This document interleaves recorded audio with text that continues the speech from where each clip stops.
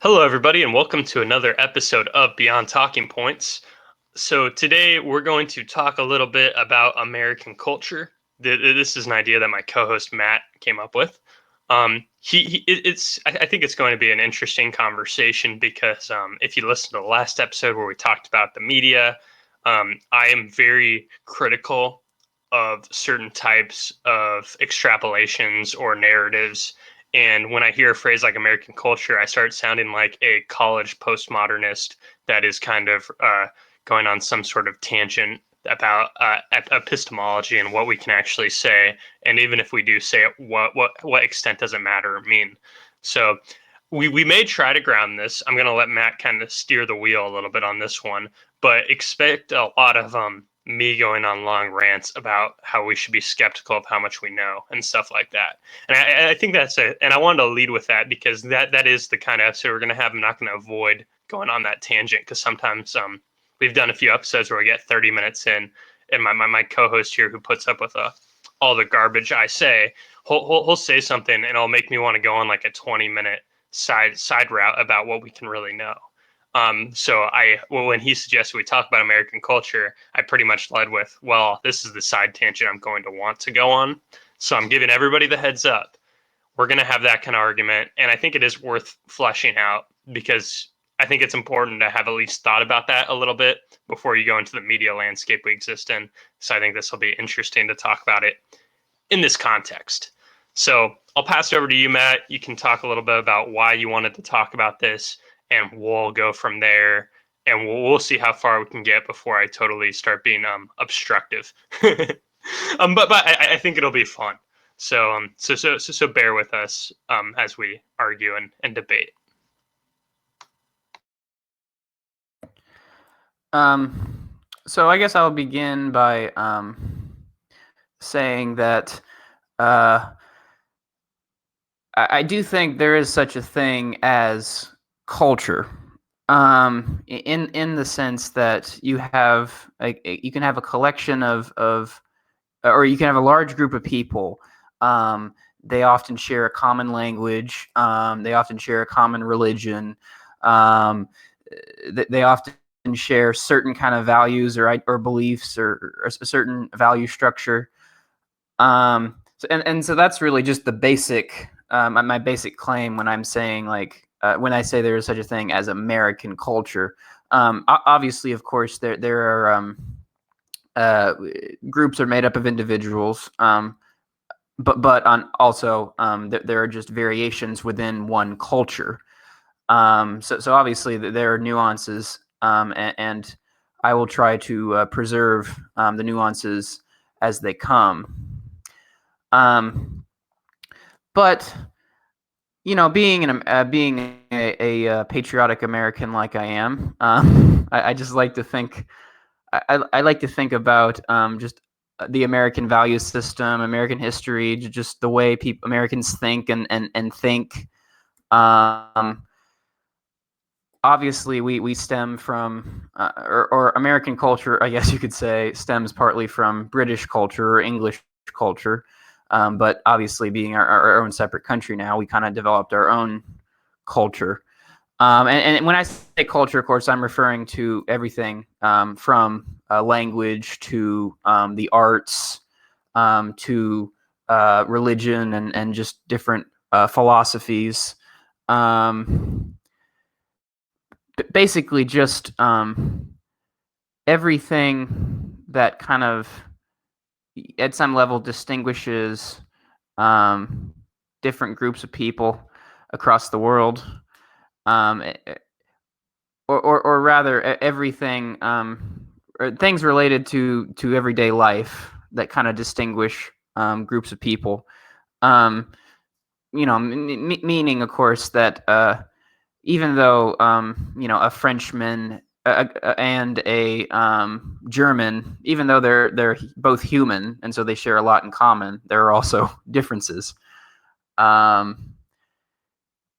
So that's really my basic thesis. It's not to say that there aren't nuances. It's not to say that culture, that I'm just making blanket statements. But I do think there is you can make basic statements and preserve the nuances at the same time, I guess is what I'm trying to say. So I think it's interesting to talk about this because I think it breaks down in a lot of ways somewhat rapidly. Because what we try to describe when people use the phrase American culture is the on average preferences of some typical, like a quote unquote typical American or something like that. So it'll be a lot of traits that are reflected by either like a plurality or a majority of Americans or something of the sort. Um, the issue I find with it is a lot of times, I mean, I think there is a way to say there is an American culture. I just don't think once you've identified it, it is applicable enough to enough people for it to be a useful thing as a concept. So that's where I have a lot of hesitancy. So maybe I should give an example of why I'm hesitant to ascribe an American culture in a way that is useful or to a degree that it's useful.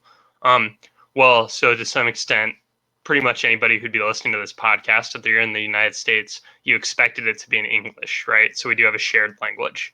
But beyond that, me and my co-host here, of the things you laid out, like off the top of your head, when it comes to like arts and religion, and I would add in things like entertainment, like we don't necessarily have a lot of overlap. You and I have like very different intuitions, and me and a lot of Americans that even have similar backgrounds to me have very different intuitions about things like freedom, things we talked about on the show a lot. And then when it comes to things like the arts, I see like wildly different views a lot of the time. Because you could say there are huge blockbuster movies like superhero movies, but then if you actually talk about how many people went and saw those movies, I don't think 50% of Americans went and saw the most recent superhero movie. It's like some subset of people that seems like a lot in our society. So then we ascribe these things that, although they seem prevalent in our culture, in the end, they still usually describe at best a slight majority. So how much value can we really draw from these things? Another example could be when we talk about, say, that Thanksgiving just passed and that there's a football on Thanksgiving is a famous tradition. And football gets very high ratings for sports in the United States compared to other sports. But with that said, a lot of people could not care less about football. And there's a huge gender divide about people caring about football as well. So it's like, despite football being a huge sport in the United States, a huge proportion of Americans probably could not care less about the football games that came on Thanksgiving. So I guess what I would say is I'm very slow to ascribe any characteristics to something that isn't representative of the population it describes. So if we're talking about American culture, and then a lot of things would come to people's minds like sports that are famous in America. Well, a lot of Americans could not care less about sports at all, period. So I'm like, how useful of a heuristic is this phrase? And I would say it either depends on the topic or it's probably not useful. That's where I start from. So I think it's relevant though that you kind of began, or we one of the things we brought up at first was language. That's not that's not a trivial thing. That you can live in Washington State or Nebraska or Pennsylvania or Florida, and you share a common language.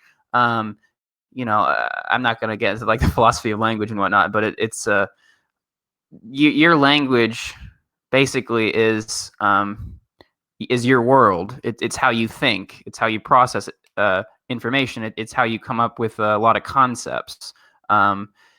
Thinking and language are extremely linked. And as many linguists will tell you, we actually have a very unique picture of like language in the United States because of how homogeneous it is. If you go to somewhere like Italy, for example, Italian varies far more widely than American English does. So there are people in Italy that they're both speaking Italian, but they basically can't understand each other. And then of course you get into like the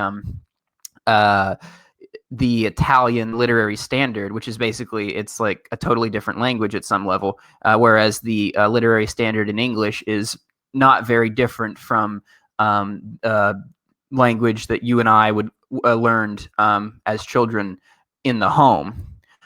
So that's kind of my starting point. Really, is a shared language presupposes certain like shared ideas or beliefs, just because, as I said, just because of how connected language is with thought.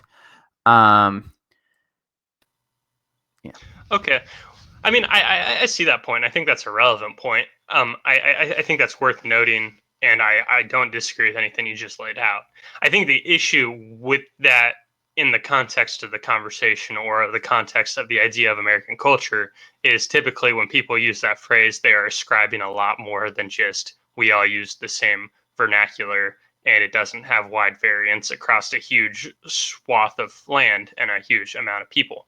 And it's like, yeah, I agree. It's worth noting for all those reasons. And when I encounter a random person, even if I moved across country completely, and really only a handful of words changed, right? So it's like, okay, that isn't negligible. So I'll see that. But anytime you're watching, the news and somebody says, well, the reason why we won't have this policy is because in America there's this culture. This American culture does this. It's like, well, they're clearly talking about something beyond language. So it's like, yeah, I agree, you're right, but I don't agree that that is how people typically use the phrase that I'm contesting.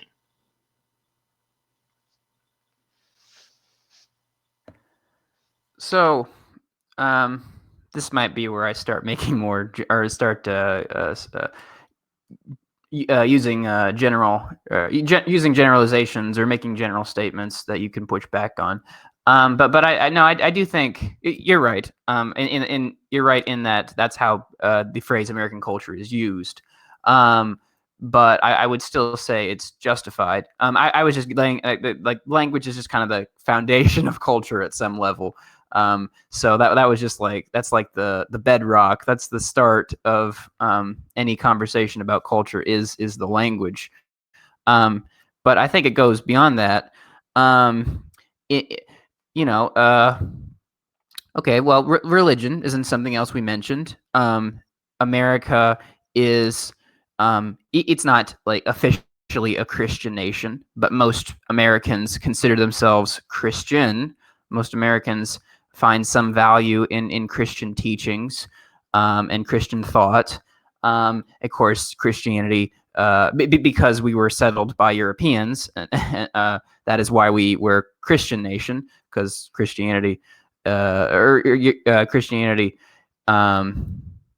originally came, I guess, from the Middle East, but then it became the dominant religion across the European continent.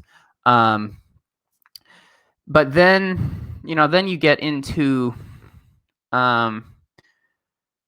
like the history of America, the history of the United States.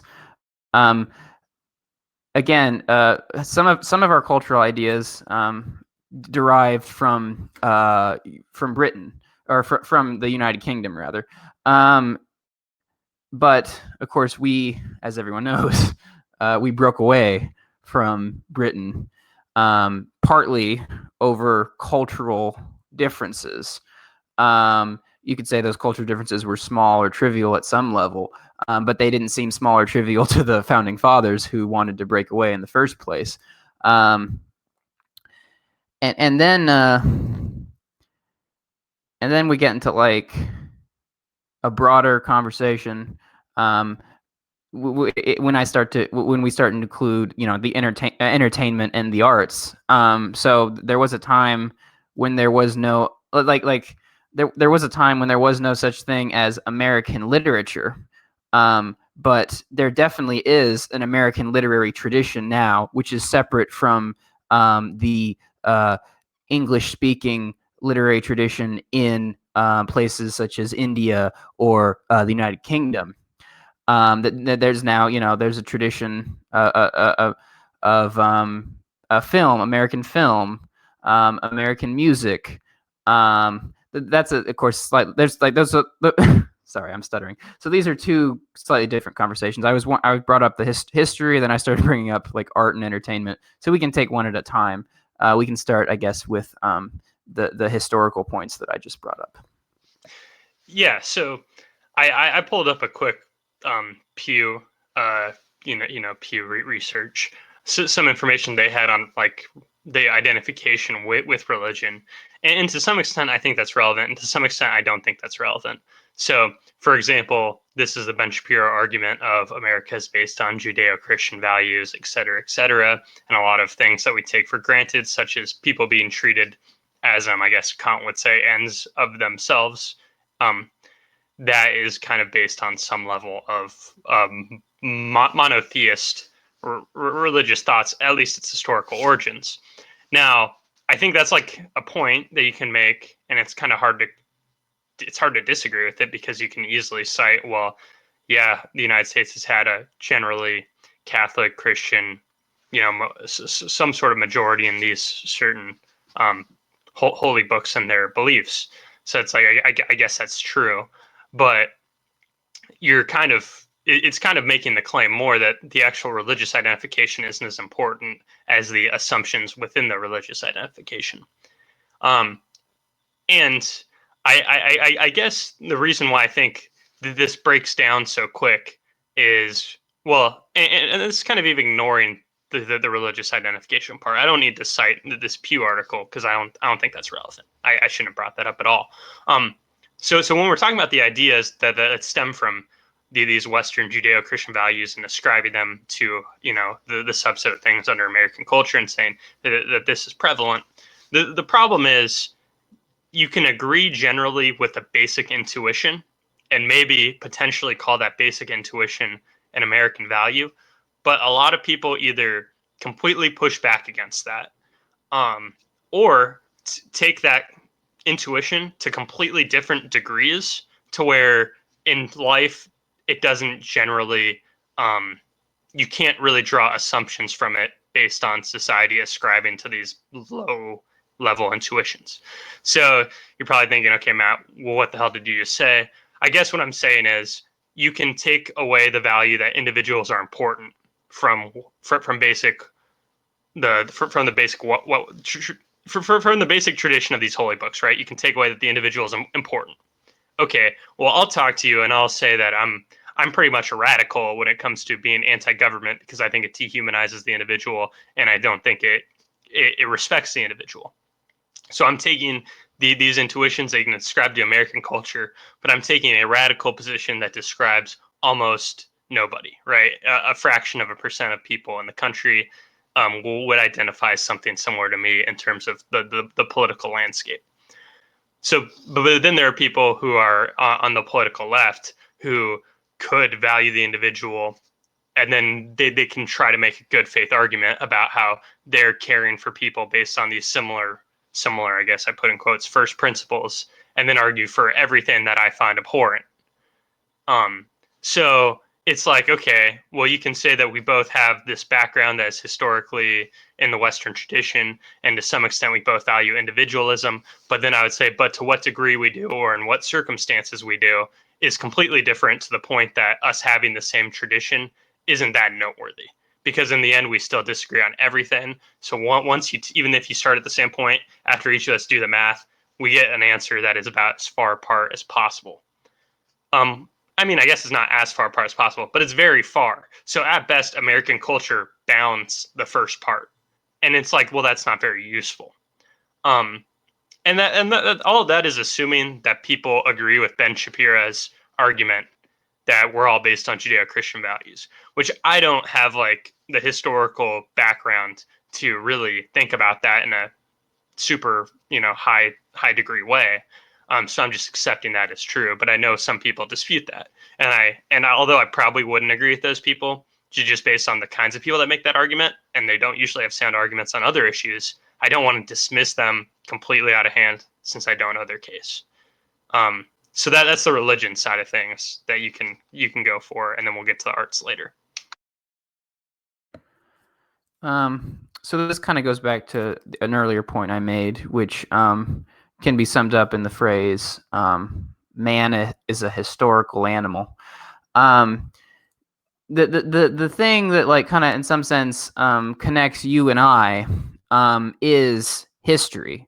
So I don't know exactly your genealogy, and I don't even know my genealogy very well, but I know a couple things. I can know a couple things, at least to a degree. So I know our ancestors, at least for a while, spoke English, or we wouldn't be speaking English right now. Um, I know that our ancestors were probably Christian of some kind, most likely Protestant, because we live in a Protestant-dominated country. Um, I know that our ancestors were European.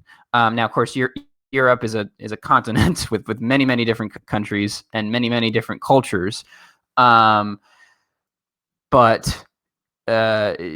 Europeans, of course, they also share they also share there are similarities between various Europeans as well. That I'm not going to make a I'm not going to make an argument about European culture, because that does kind of take the cultural argument to an extreme. When I talk about culture, I am thinking more in the geographical boundaries of a country. So like American culture, French culture, Canadian culture, etc. But because you and I share this history, this allows you and I to have certain kinds of conversations that it would be difficult to have if we did not share that history. So I would have a hard time talking to somebody, say, who lives in Saudi Arabia and their families lived in Saudi Arabia for generations. Putting aside like the the language barrier, of course. If we didn't have a language barrier, we would probably have a somewhat difficult time having a conversation, at least about like certain important, like the deep, like important philosophical issues, or like it might be hard to have a conversation about values at some level, in the sense that we come from so radically different backgrounds. Again, not to say that cross-cultural conversations or dialogue cannot happen. Of course it can, and it should. But it is a challenge because culture is so ingrained in us, and because history is so ingrained in us. That really, like, you and I share culture in that in the sense that we share history. Which you and I don't share with someone from China, let's say, or from Japan, or even from certain Latin American countries. That's really, I guess, the way I would describe it. So I would say when it comes to any kind of intellectual conversation about values that might be informed by quote unquote culture, I think it's easier for us to have conversations maybe because we're more likely to base on average, we'd more likely agree with each other than maybe you and I versus another person from, say, Sudan on values. Maybe that's possible on average. Yeah. I think, but here's the thing. Most people in the United States of America do not regularly have high-level conversations about values. I'm pretty sure. Because most people don't engage in unnecessary intellectual discourse. So it's like, how descriptive is saying American culture when a lot of people just take things for granted and don't really talk about it? Now, the other thing that was coming to mind that isn't necessarily about values, but it's about like, okay, well, you and I are going to be more on average likely to have things in common than us and somebody who's, from the Middle East. But then I'm like, imagining you, as you were talking, having this conversation with a random person that's in the neighborhood I live in, which is in a a very low income area, a very low income urban area, where as you were saying, things that we have in common. I'm like, well, if you're looking at background in 2 generations, you and I don't have really anything in common with most of the people that live around me. If you're going to look at things on that surface level, so if we're bounding things by geography of the United States and talking about American culture, it's like, okay, you're comparing you and we are actually like we're pretty similar in terms of like coming from a middle class background and going to okay schools and both being college students or recent college students. But it's like, okay, well, if you compare a kid growing up in the suburbs of California versus a person growing up in the low income neighborhood in urban cities, then it's like, what American culture do those people typically share? And it's like, well, yeah, if you go back 2 generations and they're both in the United States, they both lived through the same cultural events, but that they probably have almost no overlap in terms of any of their habits, because those types of demographics generally have different religious tendencies. And if they do have the same religious tendencies, it's kind of in name only because they practice them very different. They usually have different types of family structures, and they usually watch very different things for entertainment. And they usually go to different qualities of schools and educations and have different lives with their family around. So it's like, okay, it's easy to compare you and I in the base case, and we may be on average similar. But it's like, okay, but what do we do with a non-negligible percent that probably have the most minimal overlap possible? And that's where I think things completely fall apart, because then you start disenfranchising groups by generally talking about the on average American culture, because it's like, well, then they don't really count. So that's what was coming to mind to me, because everything you were saying about if you had a conversation with somebody in like Sudan, I was thinking like, well, that would still apply if you talk to somebody in a very urban area that has almost no similar experience to you and almost no similar background to you. I don't see why that'd be an easier conversation than somebody from the Middle East. So, except for like very few things. So, so clear that up for me a little bit. I guess I would want to make a distinction then between individual or the different life experiences of individuals versus the shared or generally shared history. Because me and Bill Gates and a hobo who lives down the street, we might have extremely different life experiences, but that does not mean, as John Donne says, no man is an island. That doesn't mean that we don't have similarities. That doesn't mean we have very entrenched similarities, or we don't have very deep or profound similarities. I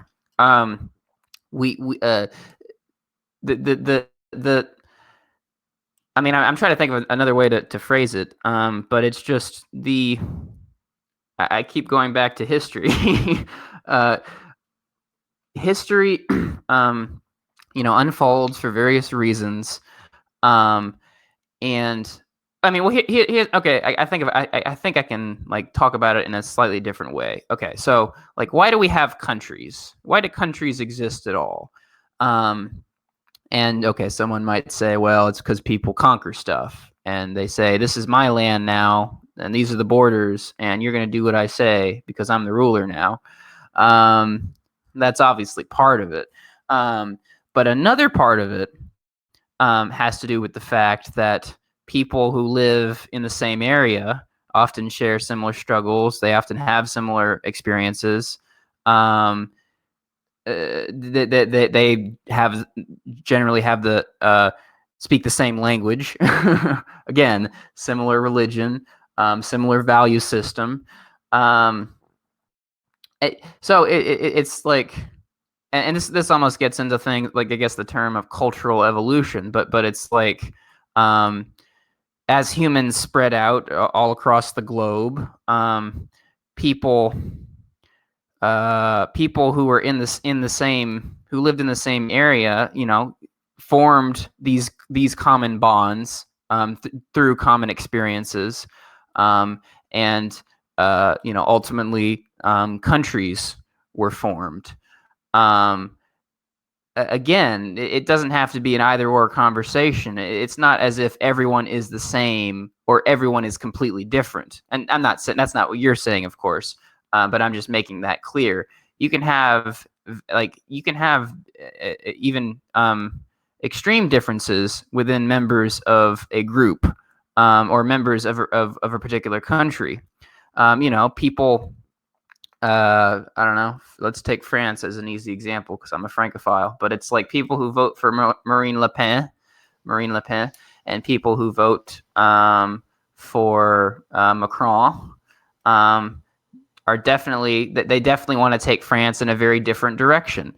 But I am an American. Okay, so people who voted for Joe Biden and people who voted for Donald Trump, again, both of them wanted to take the country in a very different direction. But here's the interesting thing.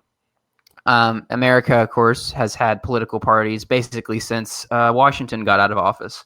And I think the fact that we have two political parties is evidence of a shared outlook on life, because both parties they have certain foundations that they share in common. The Republicans and the Democrats, there are certain presuppositions that they both share. Now that and of course, we had a conversation like a couple episodes ago about how different are the political parties, and there are differences, of course. But I think they wouldn't be political parties in this country if people didn't have similar outlooks or similar intuitions or presuppositions. Republicans and Democrats are they're both going to say that they want freedom. They're both going to say that they want a society where people like certain. Okay, let me put it like this. Then I'll let you jump in. It's like the Bill of Rights and the Constitution. It's like generally, I guess you could say it's conservatives who are like constantly praising the Bill of Rights and the Constitution. But like, name me a single Democrat or Republican that's elected that's going to be like, yeah, I don't like that freedom of speech amendment. Yeah, I don't like that freedom of religion amendment. I don't like the freedom of assembly amendment. You're not going to find them. You're not going to find those kind of people because they don't exist. If you're a politician in this country, you probably think that the Constitution and the Bill of Rights are, documents worth emulating, worth preserving. That they have ideas that should be perpetuated. So that's almost another way to look at it. The fact that we have two parties in this country with similar intuitions, I think, goes along with my argument about the existence of an American culture.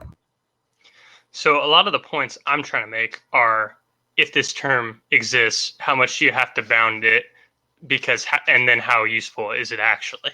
Because it's like, I'd be willing to see that you can make some definition, but then I'm not necessarily willing to see that it's that it's actually useful and descriptive.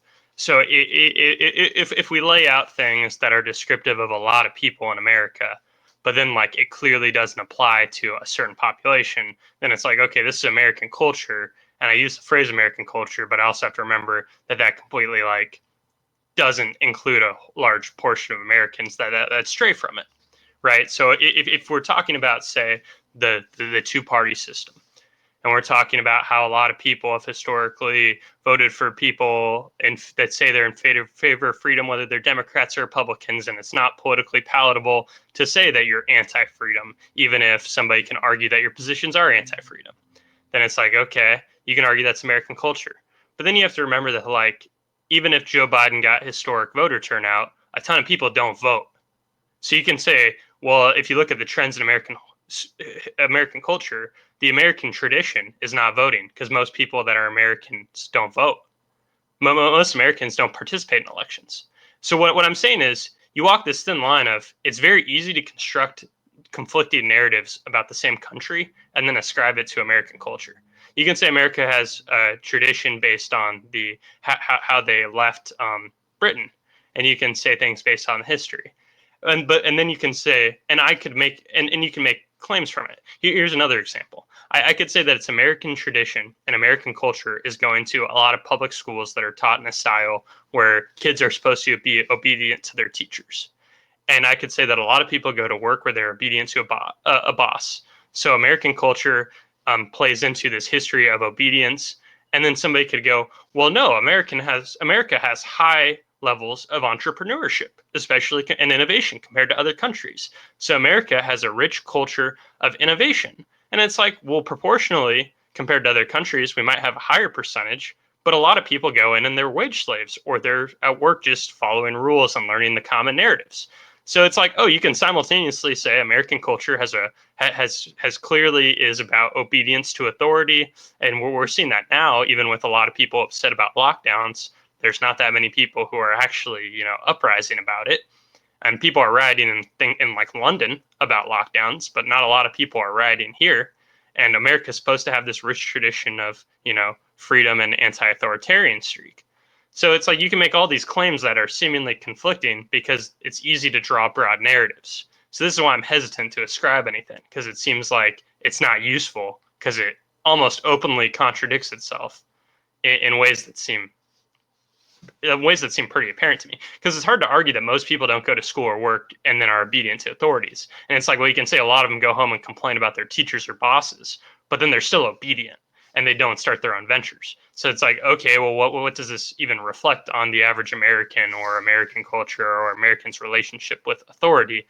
And it's like, in the end, if you're basing things off these random facts about 300 million people, you're going to get a bunch of conflicting narratives because there are very few things that are clear, overwhelming majorities, and even clear, overwhelming majorities that are like 80-20 still have 20% of 300 million people going the other way.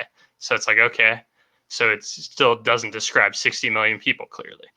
So that's why, like everything you just said, it's like, I mean, it's not like you're saying things that are outright wrong, but I'm just like, I don't think this is a helpful way of thinking.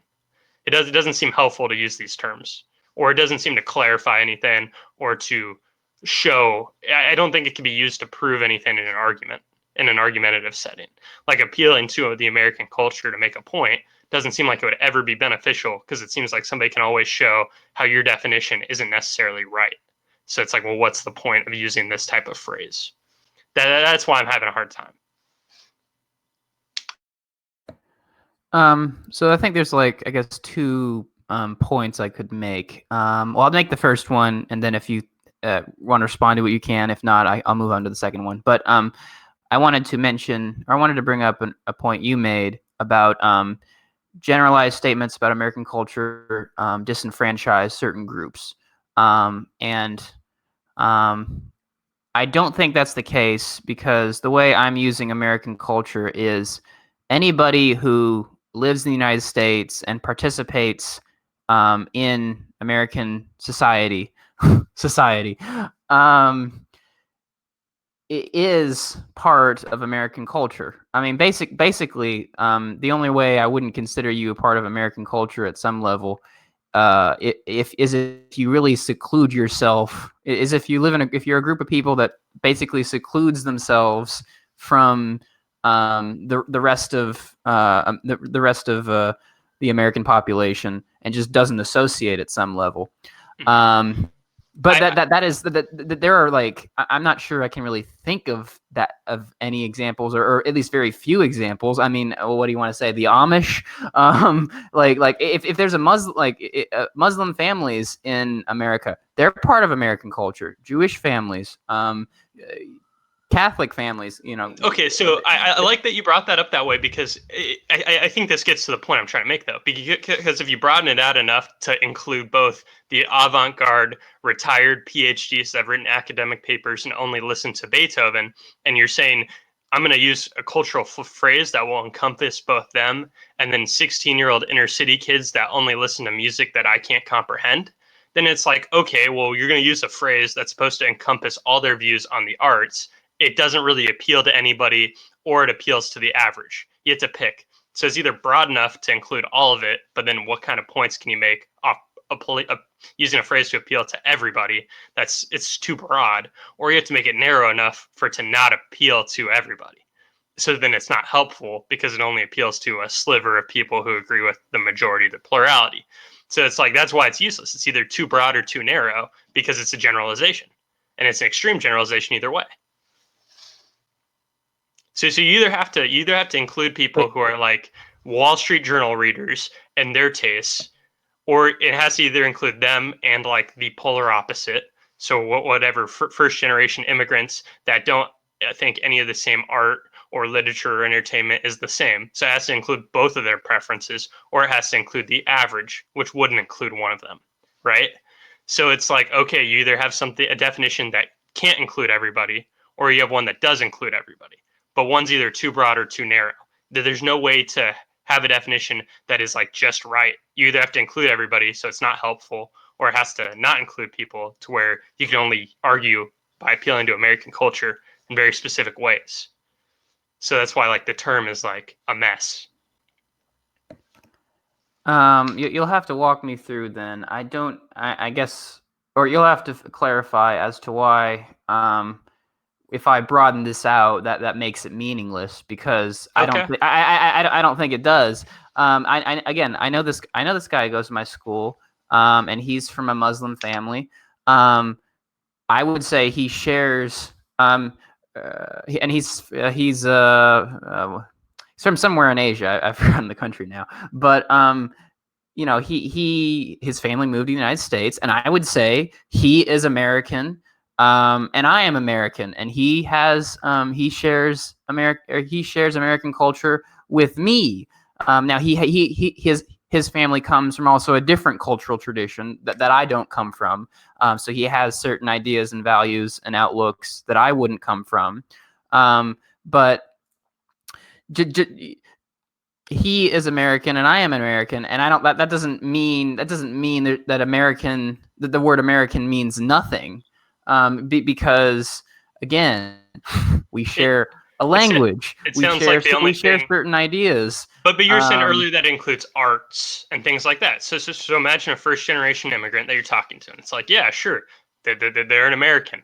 I'm not disputing their status of being American, and I honestly have no values or opinions on other people's preferences because I don't care what other people think, right? So unfortunately for you, you want to enjoy your love for sports, and I use that as an example because I know you really love sports. So that's the example I use. You want to talk to this person about football, and you know that a lot of Americans love football, but unfortunately, they could not care less about American football. They only care about soccer. So we could use a term to say, well, American culture includes all the people who have moved to the United States and prefer other sports. It includes people who are first generation from Australia and still watch rugby, and all this stuff about all these other sports, and it's all included because we allow immigrants here. So American culture encompasses everything. So it's like, I'm fine with that definition. The problem is, if somebody's trying to use American culture as an identifier of what the average American person enjoys, then it's like, well, more Americans care about American football than they do soccer, right? It's like, or more Americans care about American football than golf. And it's like the amount of people who care about golf are separate based on certain preferences. Or if you looked at like soccer, it's going to be different demographic breakdowns. So what I'm saying is, I'm not saying one sport is more American than the other. I could not care less about what we deem one being more American than the other. What I'm saying is, if anybody asks you a question about the country, the United States, and was like, okay, we have this product we want to sell there, and then you appeal to American culture to think, will this product do good or not do good? It's like, okay, well, if you're actually appealing to Americans, you can argue that rugby is American because there's probably some amount of Australians that have moved to America and still watch rugby. So it's like, hey, even though you watch a sport that nobody else watches here, you're still American. It's like, I agree. But is a rugby product going to do amazing in the United States? It's like, no, because a lot of people don't know how rugby works. And that's fine. I don't really care.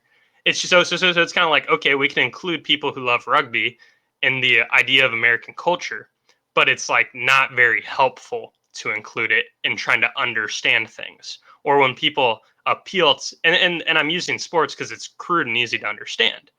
But when we start appealing it to ideas, And then people make forecasts based on their ideas of saying, well, American culture is a culture of X, so people will be in favor of Y.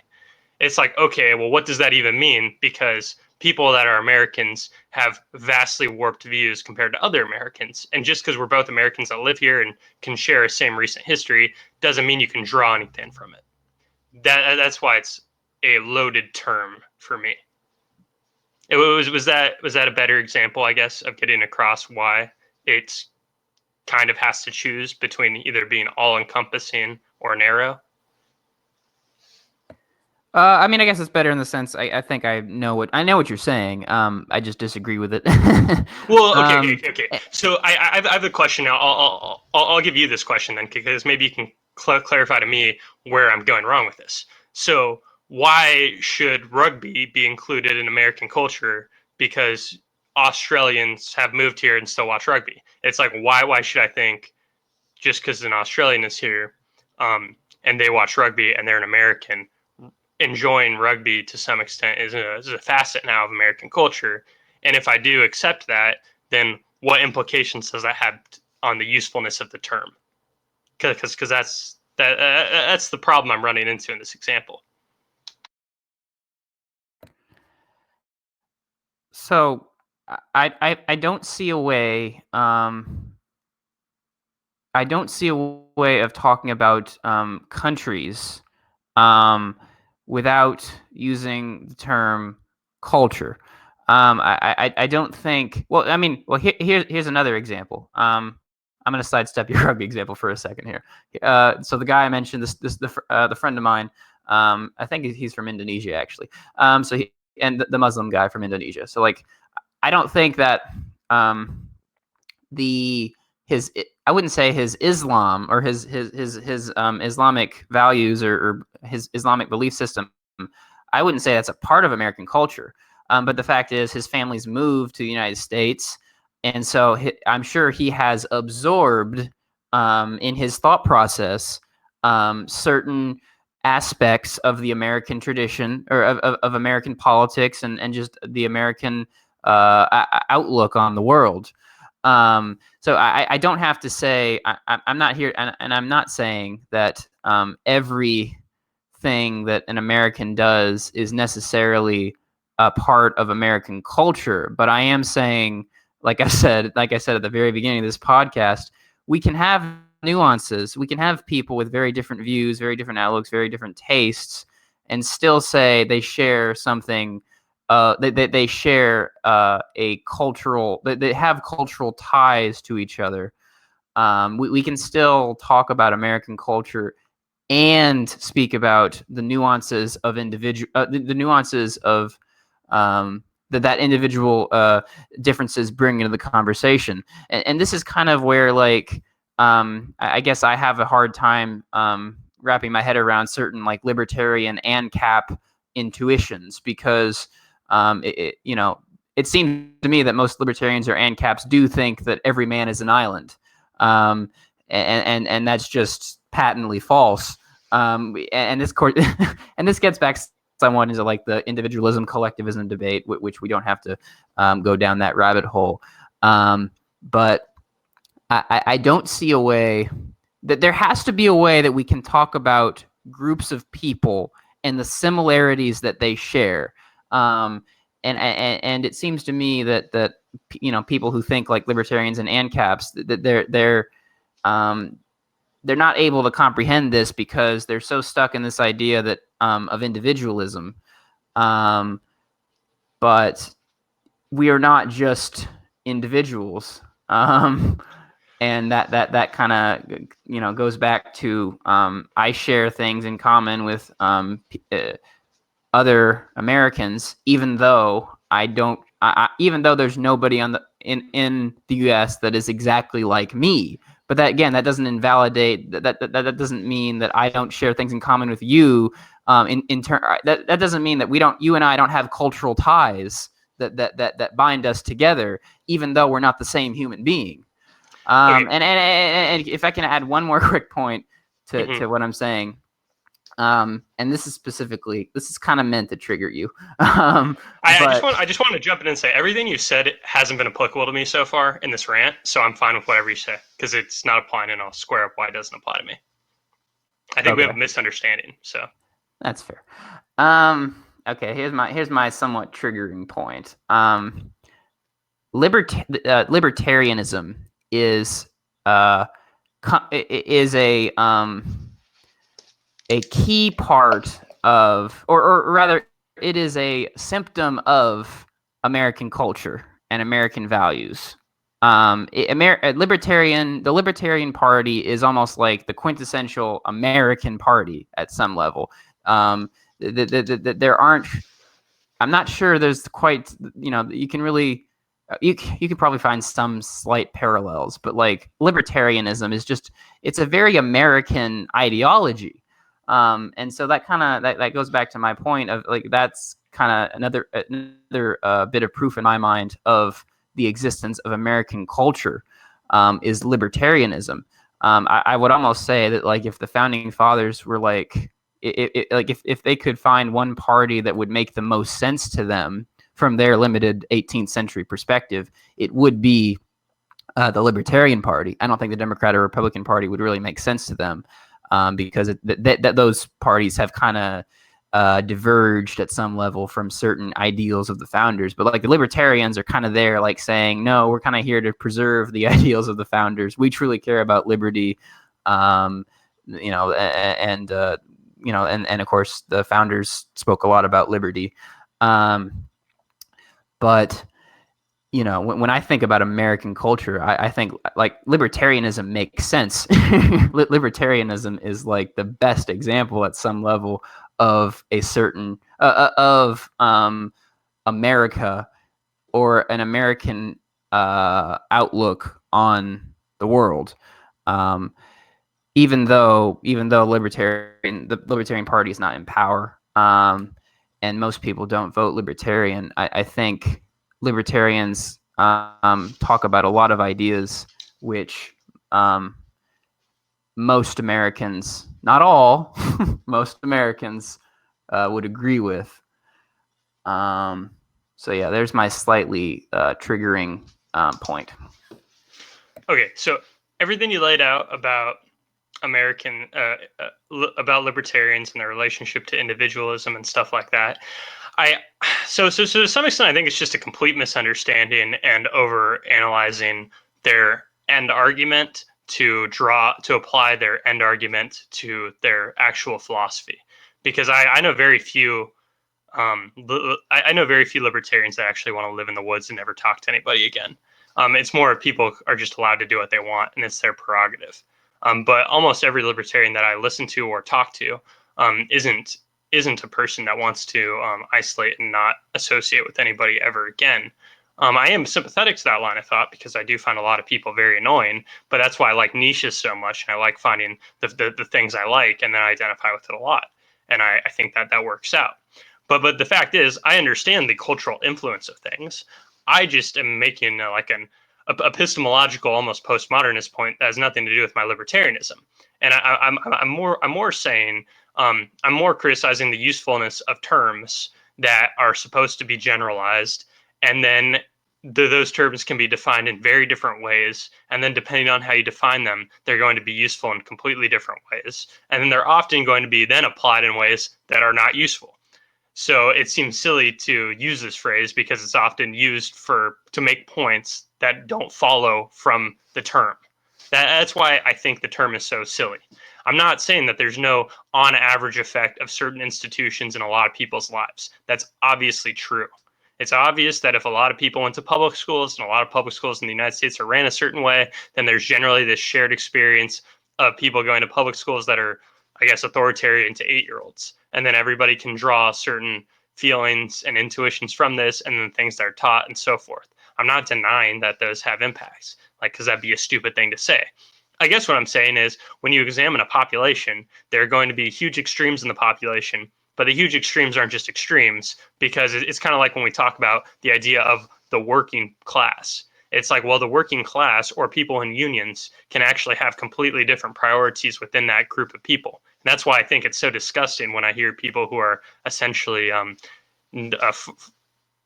people who argue they're pro-worker act like a policy can be pro-worker when almost every policy would be good for some people and bad for others that are workers. So you can't say something's pro-worker if there's like 30% of workers would be screwed by it. So this happens all the time.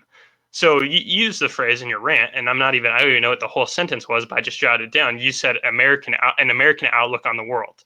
Well, the thing is, if you pull 30 Americans and ask them their outlook on the world in any question, you're going to get completely different answers. So it's like, okay, I'll agree with you that there are certain shared things that on average will be true because of certain things we're all exposed to. But it's not useful to say that an American outlook on the world exists, because if you actually ask 30 Americans, you get completely different answers. So it's like, sure, you can say abstractly in a platonic way, something does exist. But anytime somebody uses a phrase that appeals to it, they're almost always using that phrase in a way that is probably wrong, descriptively.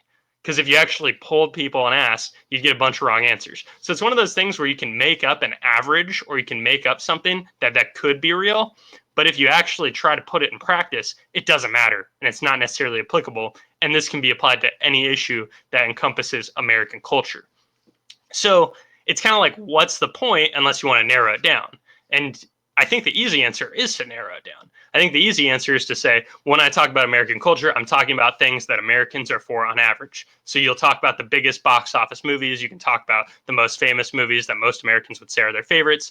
And you could say things like, this is a cultural relic, not because everybody likes it, but because the most commonly named movie when you ask an American their favorite movie is this. And it's like, okay, so if we took 10 people off the street, more will give us this answer. And this can be descriptive in some way, and we can use this information in a bounded way to make points. But it's like, instead, you're like, let's encompass everybody because everybody's technically an American, and we know that there are American influences on everybody in an area. And it's like, okay, that's true. That's true. Technically, you can say everybody has been exposed to this. But then you have to ask the question, to what extent? And it's like, okay, so we all have these shared roots of living in a country that used to be owned by a different country hundreds of years ago. What does that mean?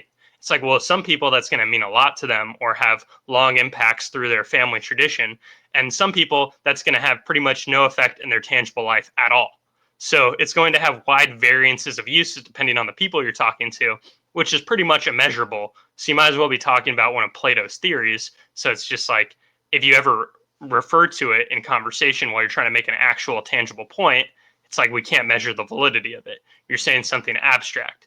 So it just seems useless. And I'm not saying that it's not potentially correct in theory. I'm just saying, if you appeal to it in conversation, you can't really prove that what you're saying is right. You're appealing to a feeling and an intuition that you have that other people might have to less of an extent, and other people might have to a lot of an extent. So it's just like, what's the point of thinking about it in the not narrow way? I'm not saying it's necessarily like wrong. I'm just saying it's not a tool. And usually terms that are generalizations are a tool if you're talking about like a policy. So I don't think it's a useful term. So then if you narrow it down, you can actually make quantitative claims, I guess, or you can make claims that are potentially verifiable. But that it doesn't square with the philosophical idea that everybody's encompassed, because it clearly would disenfranchise everybody who doesn't say like The Notebook's their favorite movie or something like that. Right. So you can't have it both ways unless you go out of your way to separate the two in theory. So yeah, I didn't even respond to the libertarian part because I just don't think it's applicable. I don't think a lot of libertarians who believe in the non-aggression principle, I don't think it follows from the non-aggression principle that nobody's ever influenced your societal beliefs or your intuitions. So yeah, you don't even need to add that layer of analysis to just believe in the axioms of libertarianism. If somebody influences you because of shared history, that's cool, but that has nothing to do with thinking taxation's theft. You could say it does because the founders, et cetera, et cetera. I understand that might be what's going on in your head right now, and that's fine. I'm making a very different point. I'm saying, if somebody was literally looking at a piece of paper and it said the libertarian axioms, you can agree those are true, and then also agree that man is not an island. So it's just not a fact conclusion topic. So I just don't think it's relevant to like the literal point we're making. So I don't know if that's even a road to go down. So yeah, that's me being pissed. So thank you for listening to my TED Talk. I mean, okay. I think we're getting somewhere. I want to say maybe not. I don't know. And I say that because I don't actually disagree with a lot of what you just said. I let me clarify. Okay, so I don't disagree. I don't disagree that the cultural analysis or the concept of American culture or just culture in general is not. I agree that it's used in poor ways and people talk about it in a sloppy fashion, and they're not precise in their language. I agree that if you poll 30 Americans, they're not going to have the same outlook on. They're not going to have the same answers to all questions that you would ask them. So I think in my analysis, and I've tried to make that clear in this conversation, but I do take into account the a distinction between the general and the specific.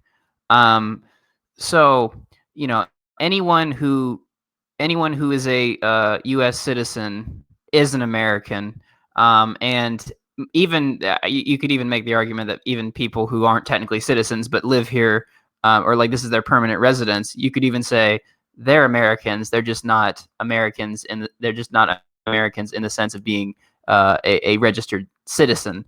But then then we get into like certain then we get into what you're saying, which is the like an average belief or like the belief of the majority or the belief in of like the average person who lives in this country. And I think to illustrate this, I will just talk a little bit more about why I brought up libertarianism in the first place, because I'm not trying to mischaracterize libertarians, but I think this point is relevant. So like here's a really easy example off the top of my head. Americans as a whole have a pretty antagonistic relationship with the government. Again, can you find examples of Americans who think the government maybe can do no wrong, or they're always willing to let the government in on a particular issue or use the government for certain ends? Yeah, of course. And I'm willing to use the government for certain ends.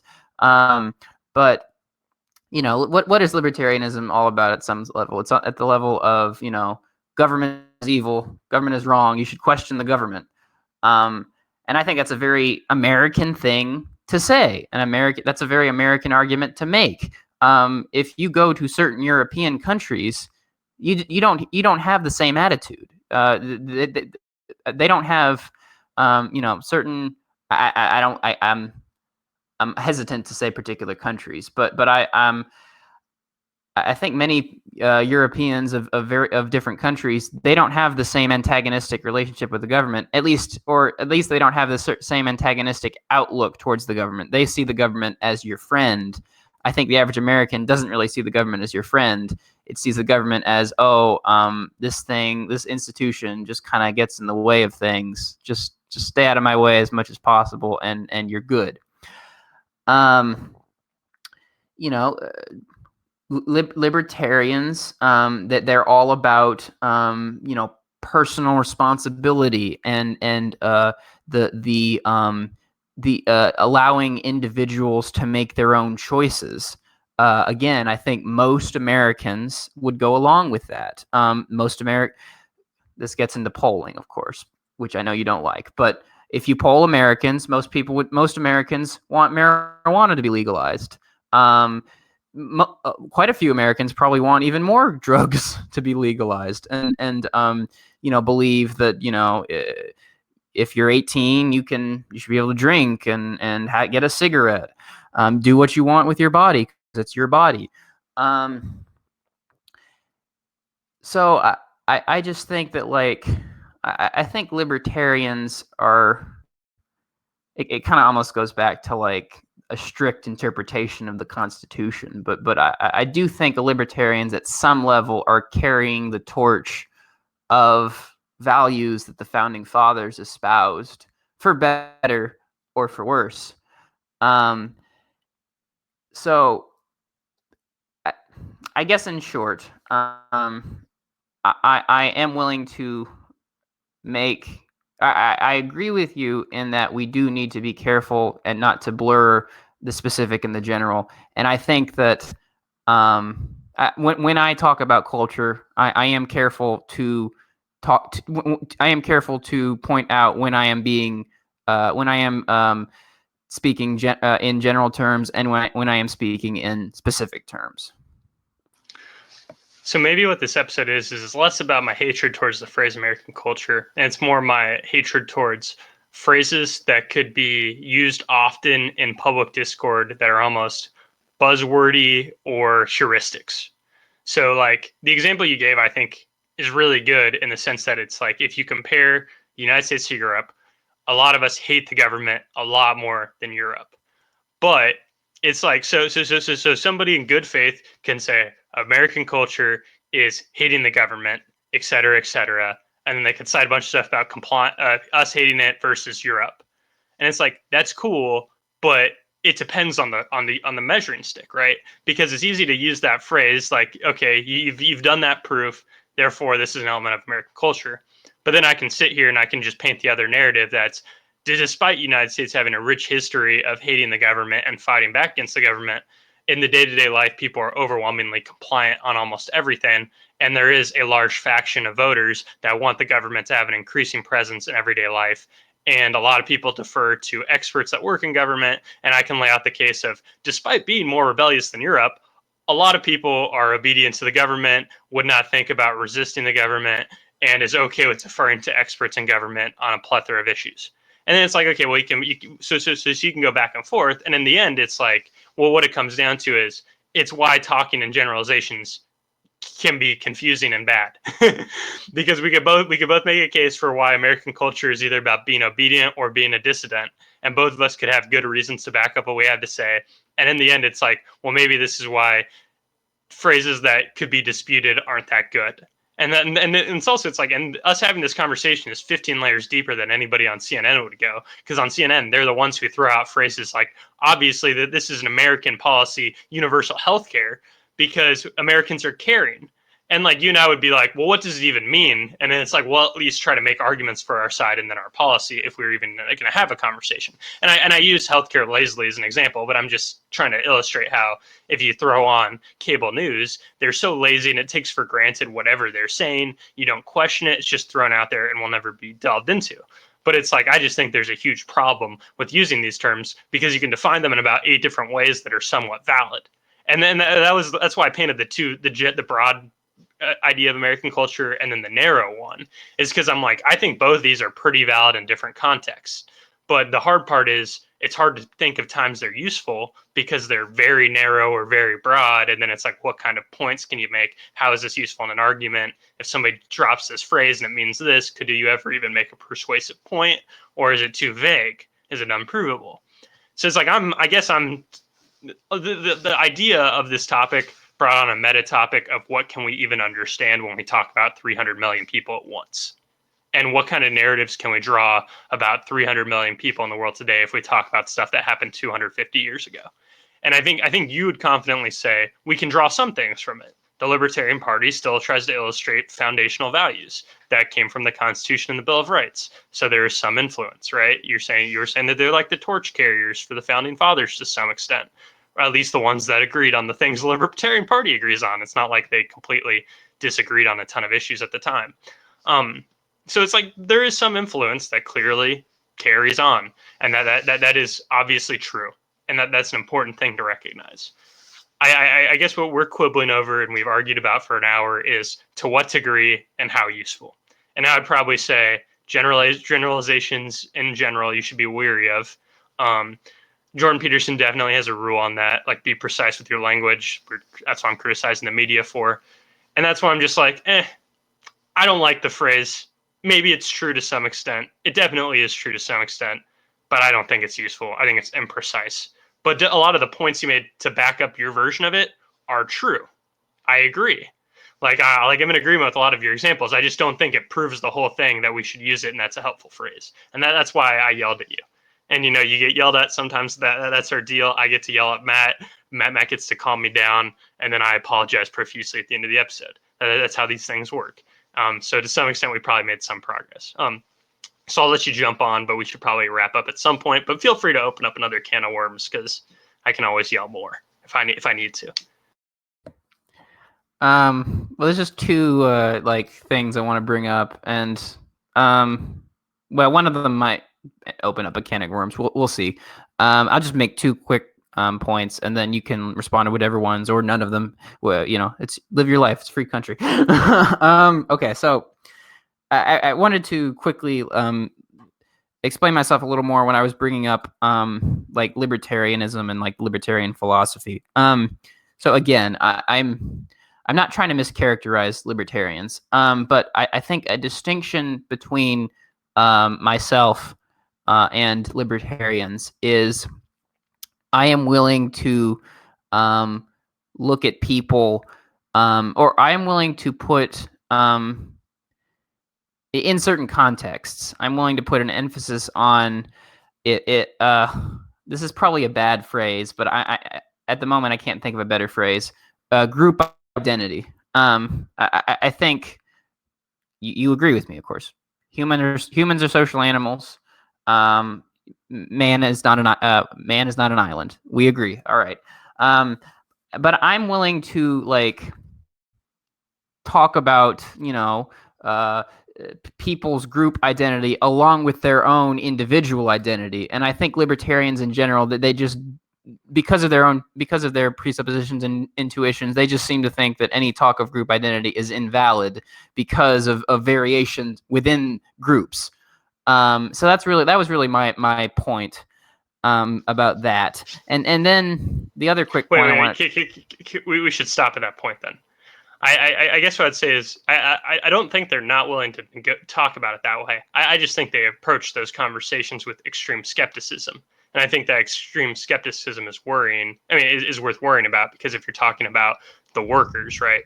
If you're at a company and you guys do a vote to unionize, and you're in a state that only needs 50% of votes to unionize, and it's like, oh, well, they voted to unionize. It's like, okay, but it's like if they vote 60 to 40, or do they vote 90 to 10? And it's like, well, if they voted 60 to 40, do 40% of the people really, really disagree? And if you're talking about the workers, does the phrase the workers actually apply to half the people? It's like sometimes they don't at all. And it's like, well, then maybe that generalization is not helpful because it won't apply to a bunch of people in a group. Maybe. So it's like, I guess we're quicker to point out when people argue in favor of something, but then you can clearly see that like 40% of a group isn't actually helped by it. So it makes us skeptical of a lot of those generalizations. That's how I feel about it, and that's how I feel about it. That's how a lot of libertarians that like attack against identity politics and stuff would phrase it too, I think.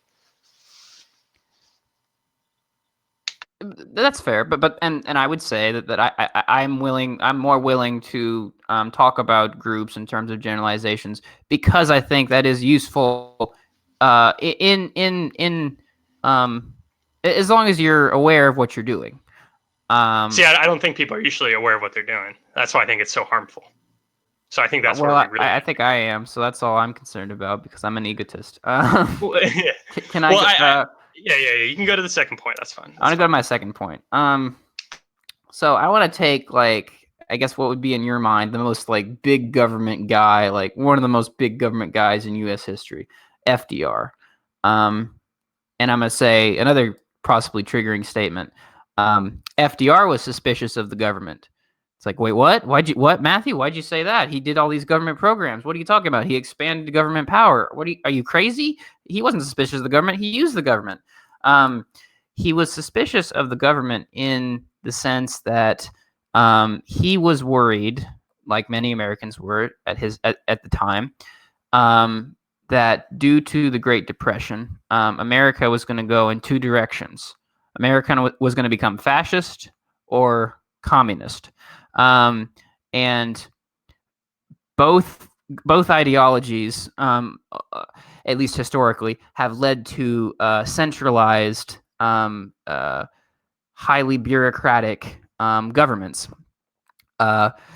Governments which are basically control every aspect of your life.